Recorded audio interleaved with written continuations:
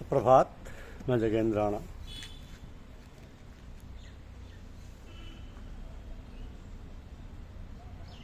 प्रार्थना और गुरु कृपा, यह आज की हमारी आध्यात्मिक चर्चा का विषय।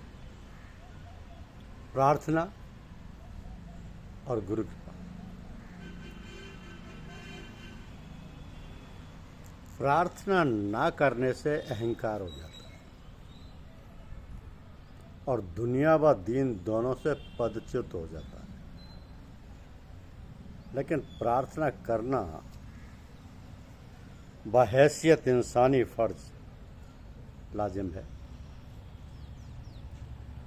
प्रार्थना करते हुए उससे यह भी अर्ज करना चाहिए कि मैं बहैसियत इंसानी तो उससे अर्ज कर रहा हूँ और मैं कमकलू हूँ, तो माफ़ कर और जैसा उचित समझे वैसा कर, और मुझको इस मुसीबत को सब्र व सत्र के साथ भोग लेने की ताकत प्रदान कर। इस तरह उससे प्रार्थना करते हुए खुश रहो और ये ख्याल कर लो कि उसने सब अच्छा किया है और करता है और करेगा। ईश्वर अपनी कृपा से जल्दी पार करेगा। प्रार्थना में शक्ति होती है। ईश्वर से प्रार्थना करना ईश्वर कृपा प्राप्त करना है। तो संसार में जीवों के उद्धार के लिए जितने भी तरीके प्रचलित हैं, उसके मुख्य रूप से 3 स्तंभ हैं: सतगुरु, सत्संग और सतनाम। इन तीनों चीज़ों में सबसे महत्वपूर्ण सतगुरु ही है, क्योंकि उनके साथ को ही सत्संग कहते हैं। उनके द्वारा दिए मंत्र को सतनाम कहते हैं, चाहे वो राम राम हो या मरा मरा। ऐसा कहते हैं कि गुरु कृपा के बिना प्रभु कृपा नहीं होती है, और प्रभु कृपा होने पर जीव का कल्याण हो जाता है। परंतु इन सब कृपाओं से भी ज़्यादा महत्वपूर्ण है निज कृपा, यानी साधक अपनी कमजोरियों का एहसास करे तथा उनसे निजात पाने के लिए कुछ प्रयत्न करे। मान लीजिए कि कोई शख्स आपके पास आता है तो आपसे कहता है कि भाई साहब, आप अपनी शर्ट को आधे घंटे के लिए मुझे दे दें, मैं उसको बढ़िया साफ करके सुखा के प्रेस करके आपको वापस दे दूँगा। आप उसे उत्तर देते हैं कि रहने दो भाई, ये कहाँ गंदी है, मुझे तो कहीं गंदी दिखलाई नहीं पड़ती। और आप उसे अपनी शर्ट सफाई के लिए नहीं देती। अगर आपको इस बात का एहसास हो जाए कि वास्तव में गंदी है, तो आप उस शख्स को अपनी वो शर्ट प्रसन्नतापूर्वक उतार कर दे देंगे। अब यहाँ पर आपकी शर्ट को साफ करने वाले आपके सद्गुरुदेव हैं। वे आपकी शर्ट साफ करना चाहते हैं, ये गुरु कृपा है। यदि आपको शर्ट गंदी महसूस होती है और आप चाहते हैं कि साफ हो जाए, आप किसी ऐसे शख्स की तलाश में हैं जो आपकी वो शर्ट साफ कर दे, ये निज कृपा है।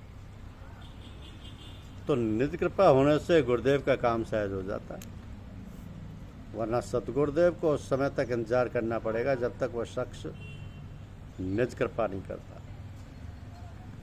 यानी उसे अपनी इस शर्ट में गंदगी दिखाई नहीं देती है। गुरुजन अपनी आत्मशक्ति से वो स्थिति पैदा करने में समर्थ हैं कि वो शख्स अपनी शर्ट में गंदगी देखने लगे। परंतु समय तो लगता ही है। साधक का धर्म ग्रहण करने के बाद निज कृपा की कदम कदम पर आवश्यकता महसूस होती है। एक अध्यापक एक कक्षा में आता है, विद्यार्थियों को एक विषय पर लेक्चर देता है।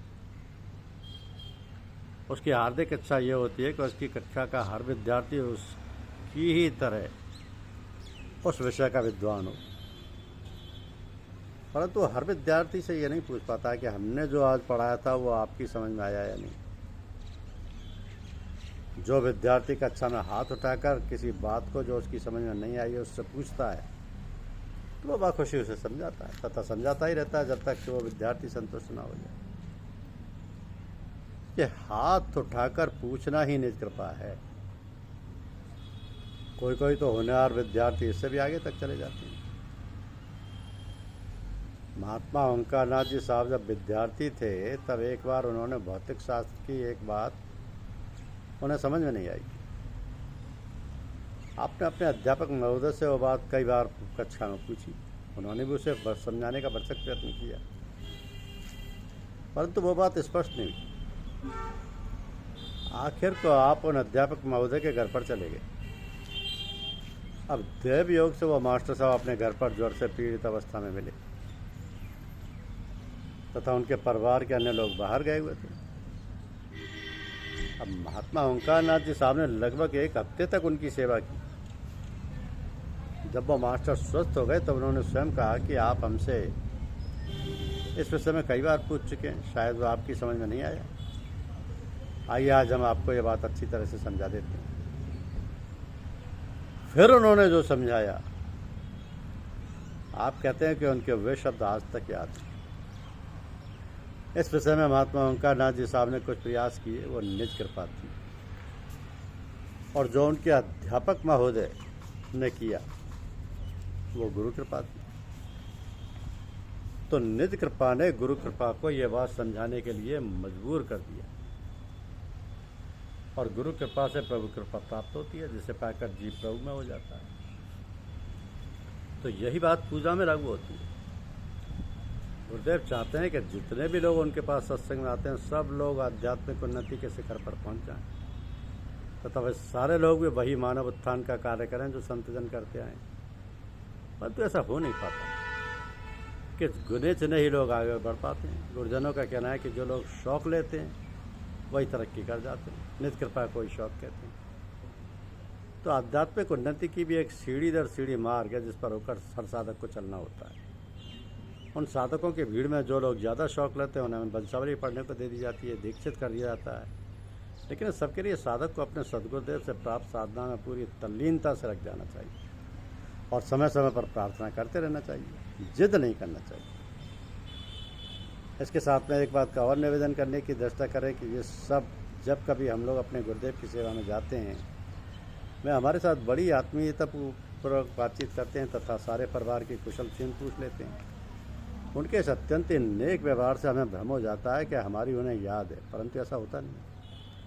हमारी तो कुछ औकात नहीं। बड़े बड़े भक्तों में साधकों को भी ये भ्रम रहता है कि पता नहीं उन्हें हमारी याद है या नहीं। जब तक उन्हें हमारी याद है तब तक ही हमारी खैरियत है। संतजनों के संसार की याद बहुत ही क्षणिक रहती है संतजनों की, क्योंकि वो हर सांस पर मालिक का स्मरण करते रहते हैं। दो यादों का एक साथ समावेश नहीं हो सकता। हमारी याद उनको है, ये हमारे लिए कितना महत्वपूर्ण है उसके लिए एक उदाहरण पेश करते हैं कि रामचरित मानस में महात्मा तुलसीदास जी कहते हैं, भरत सरिस को राम सनेही, जग जप राम राम जप जेही। यानी भरत के समान और कौन भगवान को प्रिय है। सारा संसार राम राम का जाप करता है, परंतु राम जी भरत भरत का जाप करते हैं। भगवान श्री रामचंद्र जी जब 14 साल की वनवास की अवधि पूरी होने के बाद लंका से अयोध्या लौटे तो पहले उन्होंने हनुमान जी को अयोध्या भेजा। वहाँ उनकी भरत जी से भेंट हुई। वो भरत जी जिनके नाम का जाप भगवान राम करते हैं, हनुमान जी से पूछ रहे हैं कि कहू कपि कबहु कृपाल गोसाई, सुमरहु मोह दास की नाई। हे वानर राज, जरा बतलाने का कष्ट करें कि दयालु भगवान राम इस दास को भी कभी याद करते हैं। भगवान को हमारी याद बनी रहना ही बहुत महत्वपूर्ण है। इसलिए महात्मा तुलसीदास जी जिन्होंने अपने इष्ट राम की गौरव गाथा गाते हुए श्री रामचरित मानस, कविता बली, दोहा बली व विनय पत्र का ऐसे ग्रंथ लिखने के बाद माँ सीता जी की शरण ली तथा उनसे निवेदन किया कि हे माँ, कबहुक अम्ब अवसर पाई, मेरी उद्या भी कुछ करण कथा चलाई। हे माँ, कभी अवसर पाकर कुछ मेरी गिरी हालत का बखान करते करते भगवान राम को मेरा भी स्मरण करवा देना। तो परम संत महात्मा रघुवर दयाल जी महाराज के ज़माने में हमारे सत्संगी भाइयों ने बड़ा ही अनोखा तरीका ग्रहण कर रखा था। कोई भाई उन्हें स्नान करा जाता था, कोई समाचारों का सार सुना जाता था, कोई अखबार में कार्टून बनते उन्हें लिखला जाता, कोई उनके पत्रों के उत्तर लिख देता था, कोई मनी ऑर्डर कराता था, कोई बगीचे के पौधे संभाल देता था। ये सारा काम सिर्फ उस उद्देश्य से किया जाता था कि उन्हें हमारा स्मरण बना रहे। जब काम करेंगे तब उनके सामने रहेंगे, और जब कारणवश हाजिरी नहीं दे पाएंगे तब वे सोचेंगे कि पता नहीं क्या हो गया, आज वो नहीं आए। आज वो हमारी याद करेंगे, पता नहीं वे क्यों नहीं आए। तो भंडारे के अवसर पर बहुत से भाई भिन्न भिन्न प्रकार की सेवा करते हैं। उन्होंने अपना एक स्थान बना लिया है और जब कारणवश वे नहीं आ पाते हैं तब उन्हें याद करते हैं। ये भी नित्य कृपा का एक स्वरूप है, जिससे गुरु कृपा व प्रभु कृपा प्राप्त होती है, जो हमारे जीवन का उद्देश्य है। धन्यवाद।